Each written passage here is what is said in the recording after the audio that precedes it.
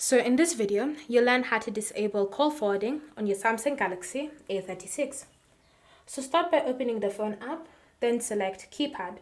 Tap on the three dots in the top right corner and choose Settings.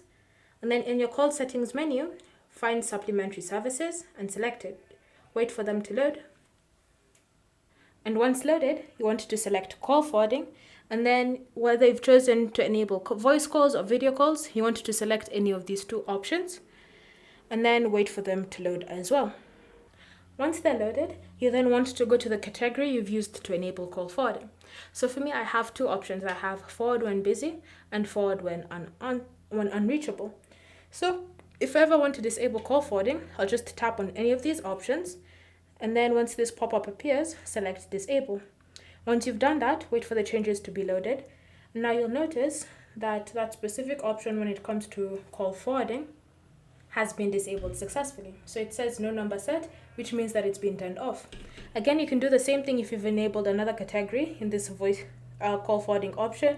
Just select it, tap on disable, wait for the changes to load, and then call forwarding will be turned off. And so that's how you can disable call forwarding on your A36. If you have any questions or comments, leave them down below and we'll get back to you.